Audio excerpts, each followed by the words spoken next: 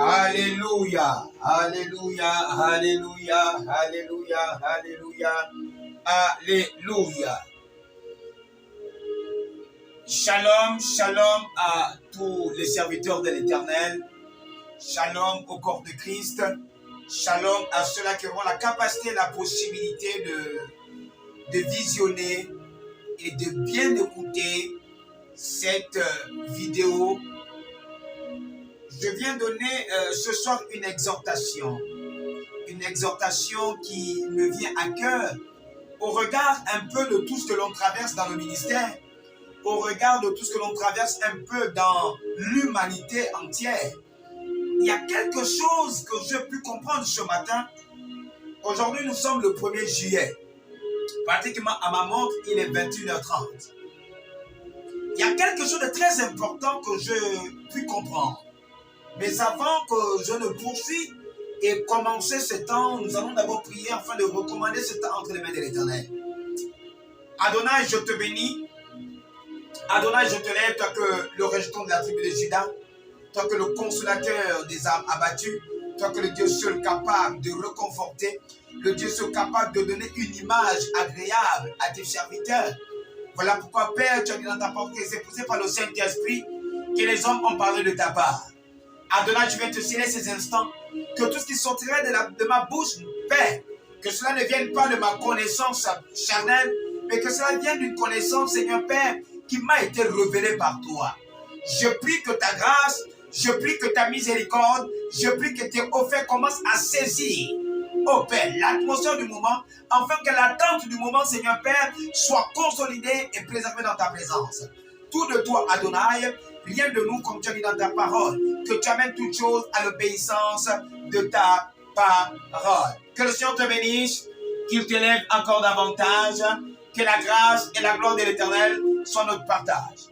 Avant que je ne commence ce moment, je vais nous partager une parole dans le livre de Jean chapitre 1, Jean 21, autant pour moi, Jean chapitre 21, à partir du verset 15 à 16. 15 à 17, autant pour moi. Je lis au nom de Jésus-Christ. La Bible dit ceci. Après qu'ils eurent mangé, Jésus dit à Simon-Pierre, Simon, fils de Jonas, m'aimes-tu plus que ne m'aime ceci, n'aime ceci autant pour moi. Il lui répondit, oui Seigneur, tu sais que je t'aime. Jésus lui dit, paie mes brebis. Il lui dit une seconde fois, Simon, fils de Jonas, m'aimes-tu? Pierre lui répondit, oui, Seigneur, tu sais que je t'aime. Jésus lui dit, paie mes brebis. Il lui dit encore pour la troisième fois, Simon, fils de Jonas, m'aimes-tu? Pierre fut attristé de ce que il lui avait dit pour la troisième fois, m'aimes-tu? Et il lui répondit, Seigneur, tu sais toutes choses, tu sais que je t'aime. Jésus lui dit, paie mes brebis. Mais nous allons un peu aller au verset 18, bien-aimé. Le verset 18, il dit, en vérité, je le dis, quand tu étais plus jeune, tu t'es saigné toi-même et tu allais où tu voulais. Mais quand tu seras vieux, tu étendras tes mains et un autre te ceindra et te mènera où tu ne voudras pas. Au verset 19, il dit cela pour indiquer par quelle mort Pierre glorifierait Dieu. Et ayant ainsi parlé, il lui dit, suis-moi. Que le Seigneur nous bénisse, qu'il nous élève encore davantage. La question que Dieu vient poser ici à Pierre est une question très pertinente. Il pose la question à Pierre la première fois. Il dit Pierre, fils de Jonas. Pourquoi il a dit Pierre, fils de Jonas? Parce que Christ a ramené l'origine de l'ancêtre de Pierre qui était Jonas. Jonas, que Dieu avait donné une recommandation pour aller donner un message au peuple de Ninive. Mais Jonas, ayant refusé d'aller à Ninive, parce qu'il ne voulait pas faire la volonté parfaite de Dieu, il voulait faire sa propre volonté. Mais compte tenu que Pierre était l'un des serviteurs qui avait dans son sang et qui avait pour ancêtre Jonas, il pose la question à Pierre la première fois. Il dit à Pierre, il dit Pierre, fils de Jonas, est-ce que même tu? Pierre répond, il dit, mais Seigneur, je t'aime. Dieu dit, Jésus-Christ dit, ok, paie mes brebis. Parce que Christ ne voulait pas que la même situation que Jonas a eue pour refuser d'aller à Ninive, que Pierre également refuse de servir le Seigneur. Dieu n'avait pas imposé à Pierre de le suivre. Dieu n'avait pas imposé à Pierre de marcher avec lui. Mais Jésus-Christ a posé une question en disant à Pierre, Pierre, est-ce que m'aimes-tu? Pierre répondra avec une certitude la seconde fois. Il dit, Seigneur, mais je t'aime. Il dit, Seigneur, tu sais que je t'aime. La seconde fois, la troisième fois, tant pour moi. Il repose la même question à Pierre. Il dit, Pierre, fils de Jonas, est-ce que m'aimes-tu? Pierre attristé. Il dit, mais Seigneur, tu sais que je t'aime. Toi seul, tu connais tout. Toi seul, tu révèles tout. Tu sondes même jusqu'aux profondeurs. Tu connais toutes choses. Et Christ vient répondre à Pierre. Il dit à Pierre, ok, si tu m'aimes réellement, paie mes brebis. Et au verset 18, il dit à Pierre, lorsque tu étais jeune, c'est d'autres personnes qui arrivaient, lorsque tu étais jeune, tu arrivais à te cendrer toi-même. Tu arrivais à faire tout ce que tu voulais. Tu allais à gauche comme tu voulais, tu allais à droite comme tu voulais.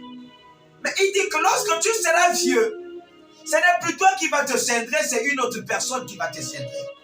Mais la Bible m'enseigne et me dit qu'il parla ainsi à Pierre dans le but de l'amener à comprendre dans quelle mort il devait glorifier Dieu. Mais je vais un peu remonter.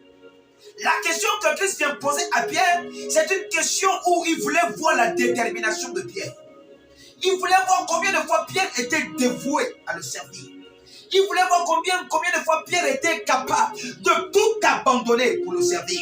Au départ, il s'appelait Simon. Mais lorsque Christ est venu choisir Simon, il a dit, tu ne t'appelleras plus Simon, tu vas t'appeler Pierre. Parce que sur cette pierre, je bâtirai mon église. Donc Christ avait mis un espoir sur Pierre. Christ avait mis un désir sur Pierre. Christ avait mis une marque sur Pierre. Mais Christ ne voulait pas que Pierre puisse le suivre sans pourtant l'aimer. Il voulait que Pierre le suive en l'aimant. Parce que tu ne peux que garder l'enfant d'une femme que tu aimes. Parce que de la même manière que tu aimes cette femme, tu porteras l'amour que tu as sur cette femme, sur les enfants que cette femme détient. Tu ne peux que garder en bon escient les enfants d'un homme que tu aimes. Parce que l'amour que tu as pour cet homme, tu vas déverser cet amour également sur les enfants. Et tu ne peux pas prétendre aimer Dieu et ne pas aimer ses serviteurs. Tu ne peux pas prétendre aimer Dieu et ne pas aimer sa bergerie. Parce que l'amour que nous déversons pour Christ, cet amour, nous devons également déverser cet amour sur les serviteurs de Dieu. Mais le constat fait aujourd'hui, nous voyons des serviteurs de Dieu qui ont pris la résolution, qui ont prêté serment de servir le Seigneur en esprit en vérité. Mais lorsque tu vois la dimension de leur amour, cet amour n'est même pas déversé envers les brebis de Dieu. On voit des hommes qui sont capables de laisser une bergerie. Pendant que eux, dans leur fort intérieur, ils disent aimer Dieu. Ils disent aimer Christ. Mais de quelle manière peux-tu aimer Christ si tu ne sers pas son œuvre?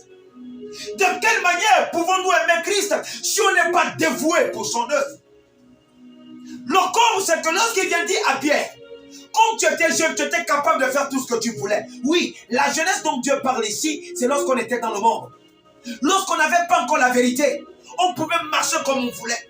Lorsqu'on n'avait pas la vérité, on pouvait faire tout ce que l'on veut. Lorsqu'on n'avait pas la vérité, on pouvait aller partout. On pouvait boire du vin. On pouvait coucher des femmes comme on veut.